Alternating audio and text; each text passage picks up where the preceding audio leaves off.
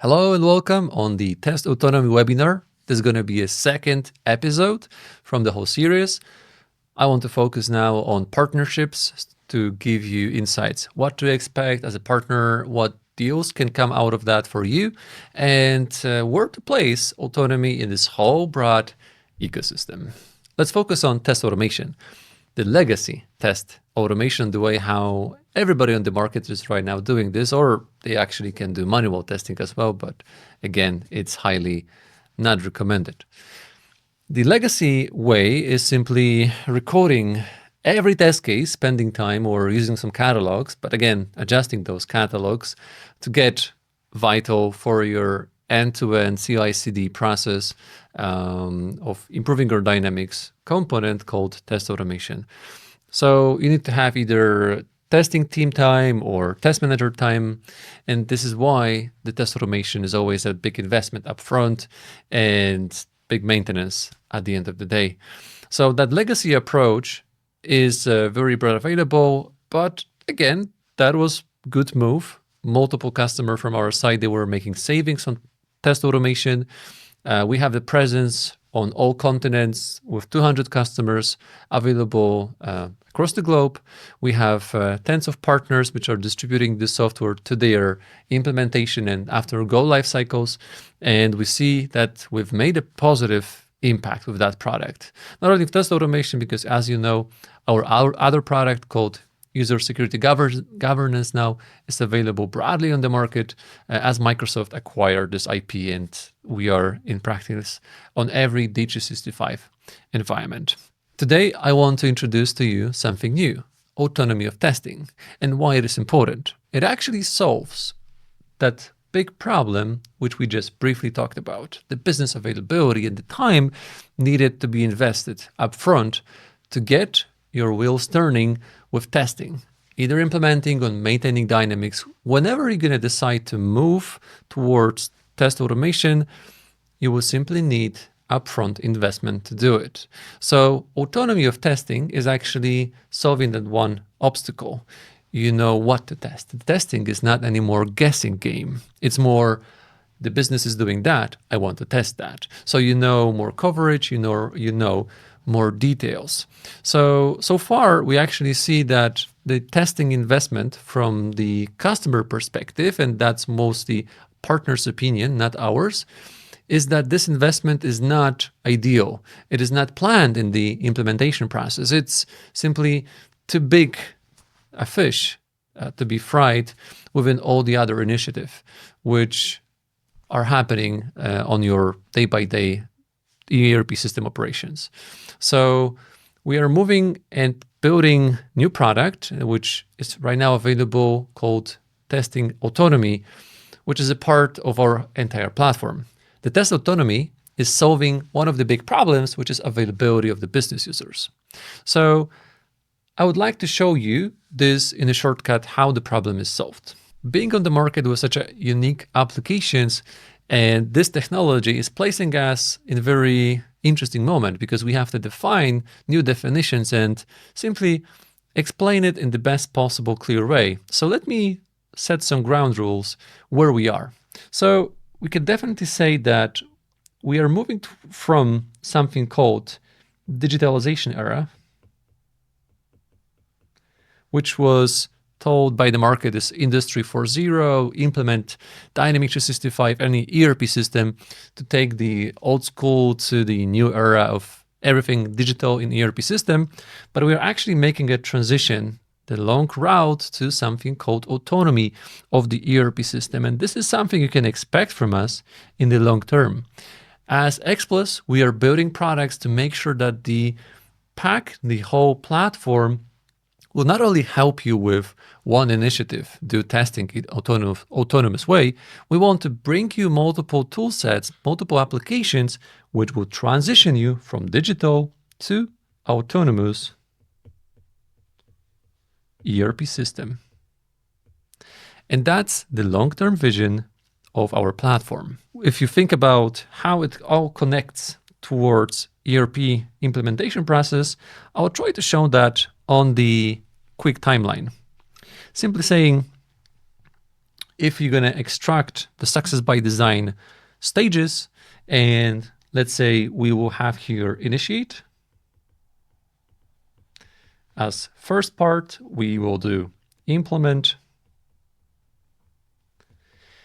going towards prepare, and finally operate, so go live. We have these stages, and on each of those stages, we can actually find plenty of value, which are brought to you by observability. And the first element we're going to focus will be the implement.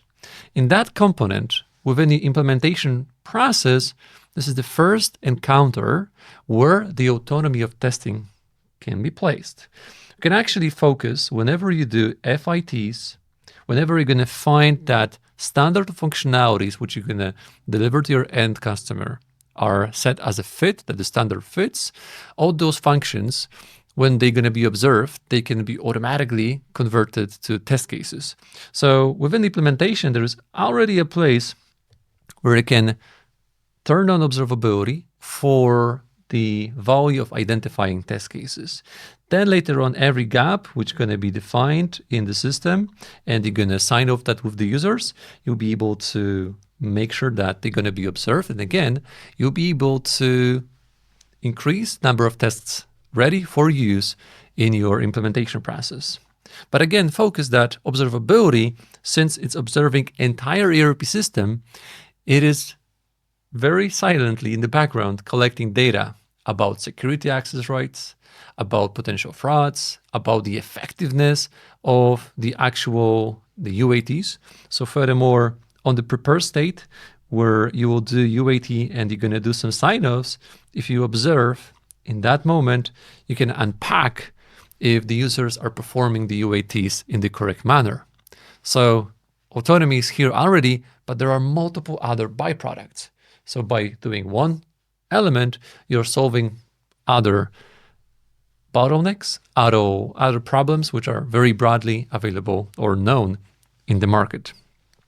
So implement stage has defined plenty of value for us. Within the UATs on the prepare stage, naturally we can get value because we know if the users are doing processes in the way we want it.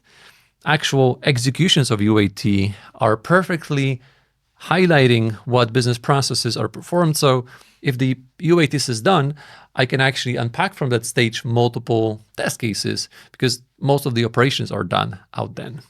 And finally, after the UATs are done and the business went through those operations, I can mark another milestone. And that milestone can be actually done and called UAT security. Think about it.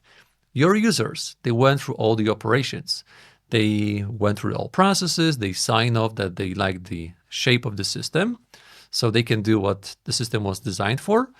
And within the observability, we are carefully also catching entry points. So I can build and reflect that in the security access rights. So I can actually, before go live, I can do another UATs where I can validate if the system access rights is valid for my day-by-day operations.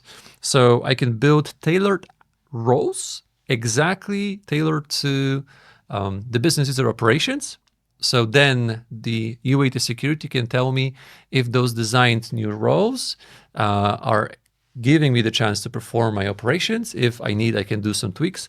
And then on the go live, not only have test automation, test autonomy, because you haven't involved business so far too much to sign off the test cases, but also you have the licensing correct. So then the validation which comes whenever the application is live is going to be much less painful for the end user. So let's talk about operate. And this naturally has multiple other benefits because within the hypercare, which comes within the implementation process, hypercare, this moment you can actually use all the observability applications, which will tell you how the users work, if they need additional upskilling sessions, if there are enormous amount of error messages and warning messages happening on the environment. So you simply keep your hand on the pulse over hypercare.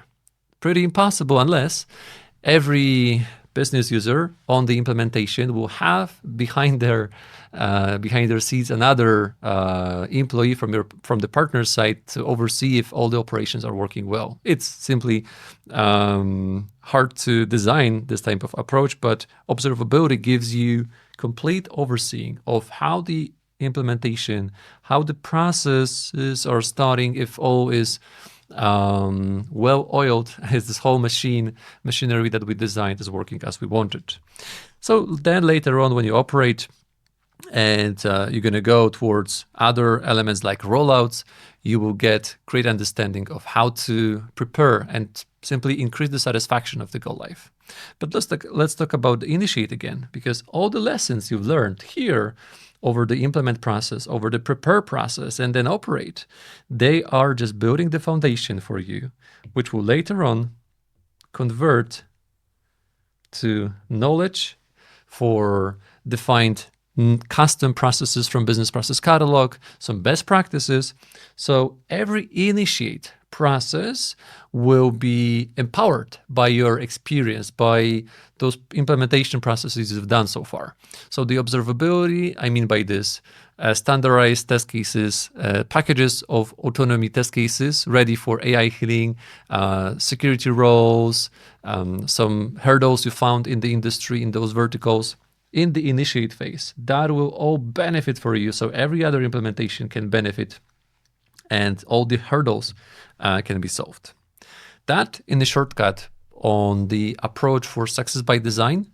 Naturally, if you have some custom approach and you modify a little bit this Microsoft recommended one, you can pick some elements and see how it evolves. And I just barely touched the surface because there are much more benefits which are in this whole ecosystem. So now let's do a quick walkthrough of where we are. You may remember in the first webinar in this series, I was talking about multi-levels of autonomy, what to expect from us, just to give you a quick rewind. So level 1, browse through observability data to understand what people are performing day-by-day operations, to unpack based on their behaviors some test cases. Then level 2 was actually engaging AI model, which was identifying based on business process catalog what user was performing and naming processes and then cutting processes. And then I will be able to browse them here to show you how they work. Going towards, we have an AI healing. So that will be next stage, which will be introduced soon on another release. And that AI healing will take care about data, take care about some inconsistency on the steps done by the user. And then we're going to go forward even more. So we'll propose end-to-end scenarios by merging multiple processes into bigger streams to test not only one partial fragment, but also the complete end-to-end scenarios, which are typically done by business operations. And lastly, but not least, because we have more ideas, we will grow to the moment where we want to provide you possibility to run complete simulation of the 8-hour session of your production machine. What is that? This is something which gives you the capability to make data backup at 8 a.m. Let's say we start operations at 8 a.m. We're going to do data backup. We're going to set aside this data set. We're going to deploy that to pre-prod. We're going to observe for 8 or 12, 16 hours, up to you, the entire production system. And then we're going to try to repeat those 16 hours, let's say, on pre-prod.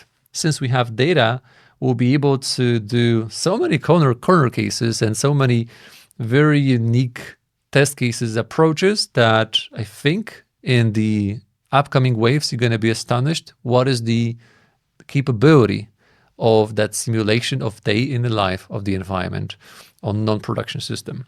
So that is something to come. Now let's focus on level 2, where I will show you proposed test cases based on the business process catalog. So let's jump into the application. I just logged into our Contoso app where I can see my dashboard. I can see most active users, where they do, what they perform.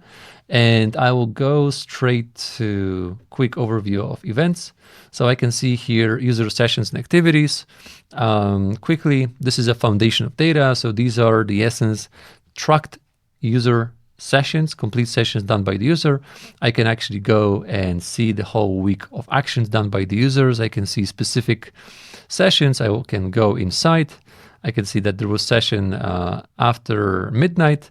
It was taking 2 minutes, 53 seconds. I can go inside to see how it went step by step. So I can focus on a specific action, but also I'm able to see more context of it. So I can see what that user was capable of seeing in surrounding fields. This is not only observe how they perform, you observe what they are able to observe. So it gets very detailed. This naturally is the best foundation for test cases, but multiple other aspects like auditing and so on and so forth. I think we're going to host a dedicated webinar what other byproducts can be done by observability and the autonomy itself. So events and user activities, you can think like I've just unpacked all the activities all done by the user in a specific time frame, so I can just see how they were doing those actions, or I can search here for specific fields, interactions, specific form, customer, vendor. That will be important when you search for a specific test case, like internal European Union vendor transaction. I want to see how this was done to mimic that for testing. But naturally, all this is just the foundation against which we execute our AI mechanism, which identifies patterns accordingly to the business process catalog naming convention. So now I can go and browse.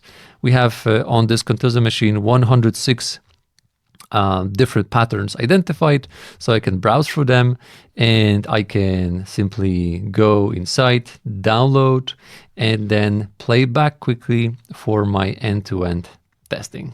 So let's go to page number 1. I'll go to create Petroser manually and download this specific example. So I want to download and then import in my test automation app. So for those of you who don't know the application yet, this is the test application called Executive Automats. Right now, it's we have test automation by X+, and also the Discovery by X+. These are two products which are building this whole platform that we are offering to our partners and then customers. So after I deployed or downloaded one test case, I can go to my catalogs of the test cases, and in the catalogs, I can import that test case that we just identified. You can naturally select one, you can select multiple, and then when you are ready, you can simply play it back to see how it works. I'm playing back this in the foreground, but naturally, typically, you would execute this in background to simply be notified about the results or actually convert that process to documentation. So these and much more features are available to you, again, based only on observations.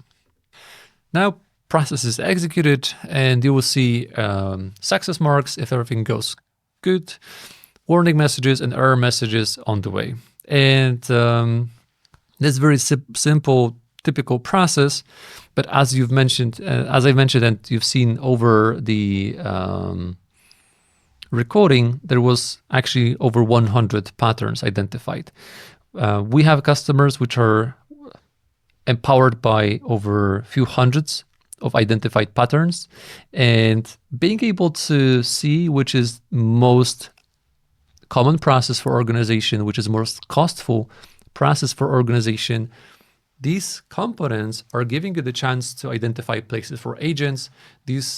That data set is actually giving you the knowledge to go to the business and propose new integrations, modifications. We have a customer in UK who told us that the amount of data was actually so detailed and good that they were able to take that and go to the business to explain that they shouldn't do any more sales confirmation manually. They should introduce batch job because they can actually count how many days they can save just by introducing this function. Business was not sure. They were uncertain about this workload, but in reality, we've counted that there were tens of man days saved just because they were able to turn it on. So again, the key here is the observability data, which is introducing you an example, as you've seen here, test automation and so-called test autonomy. So that was the level 2 of the autonomy. As mentioned, there are much more levels to come. So what is level 3? I've mentioned the AI agent and AI healing. So this is a recipe how to perform purchase order creation. We will embed in here an AI healing mechanism, which will take and make sure that the warehouse is the one which is workable one. The item ID will be proposed. We'll propose also vendor if it is blocked or there are going to be some obstacles. We will solve out some misclicks and some double clicks, some tabs if they're going to use by users, just to make sure that the recording is sleek and clean and effective for your day-by-day testing. So that will be level 3, and we're going to host a dedicated live webinar where we're going to release this. You can stay tuned for the exact date, but even focusing on that, you are able to remove a big burden of work, which is right now staying on the business users. With that being said, let's jump into the partner revenue streams. What I'll try to explore with you capacities. I will explore to you how partner can make different revenue streams focusing only on testing, but also going towards observability. So now let's focus on the example of how partner can build the revenue streams with testing and actually discovery by X+. Our multiple products are giving you very unique combination to empower every implementation, every customer, which is actually after go live, which is working with you on the maintenance services. So we have 3 components, I believe, that are good to talk about. The first one is actually license part. Naturally, as X+, we want to make it simple. We have approach designed for every partner. It might be tailored to your needs. We have volume-based pricing. So if you're going to be eager to build with us, spread across all customer base, licensing approach will make it happen and will give you some best practices, how you can have the best value proposition for your end customer. Let's focus how we can make an impact, business impact for every organization that you are helping with your services. So from every license, our partners are receiving margin, which can be significant when it comes to the volume-based pricing. And that will be an ARR. This revenue will be annual. So every renewal, which you do for your end customers, will just build you a passive income because they are using our license. So the margin actually meaning an ARR services, which will be a great predictable value stream you're going to build, and it will grow with the volume of your customers. So I think that's the first valid point. The second is naturally the services you build based on the observability. So you have multiple customers observed, so you can propose agentification. You can propose optimizations. And you can propose multiple test autonomy.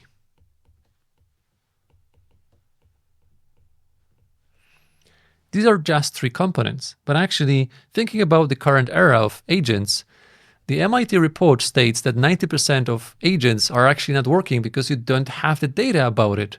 So even MIT and the all best people about the research are telling that you need to observe. You need to know where to place those agents to make wise moves and investments in that section. So that will be a good place to actually show your customers where to place those agents and build your vertical agents based on the reliable data.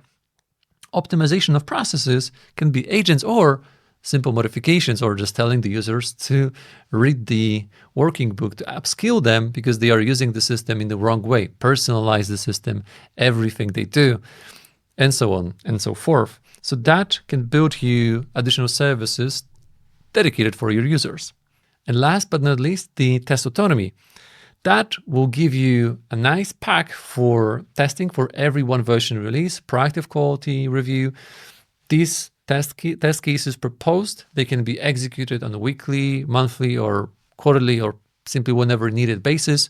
And this investment is actually optimized because you don't need to record them. You can just play them back and charge the end customer for the report, which outlines which test cases are executed, and you can actually provide some proofs, documents, how this process was executed. So there's another byproduct of building documentation about the processes.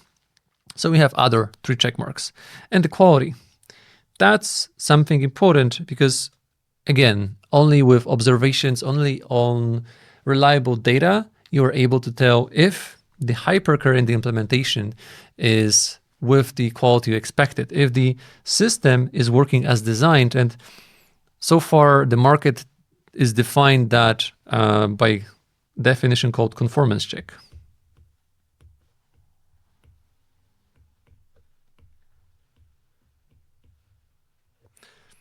Conformance check simply validates if the system you've implemented is working as designed, meaning I want to see if the business process of sales creation and order to cash simply goes with the flow that I've designed for my customer. Since you have the data, you can see fluctuations, how the users are going. And if you design the system in a straight as an arrow way, but in reality, they're actually going sideways and finally they go to the point, but there are a lot of misclicks and a lot of personalizations, a lot of copycats done, and you have to streamline it to make it working well and the way how you designed. So the conformance check idea is simply to validate until you're going to get straight as an arrow business process, which was designed and is actually executed by the users the same way how you want it.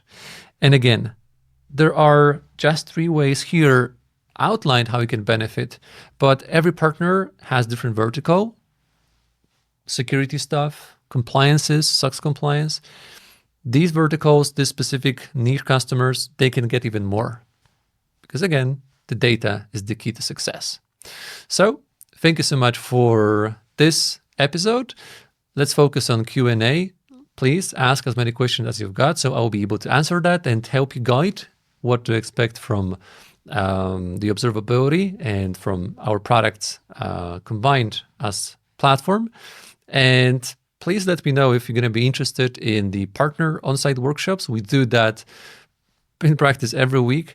We sit down together for 8-hour session to define the go-to-market strategy by defining the hurdles, prerequisites needed to make sure that you have all key assets for marketing, for delivery, for implementation projects, to make sure that you can build everything that we talked about. Feel free to browse our materials on YouTube, but now let's focus on Q&A to answer a question.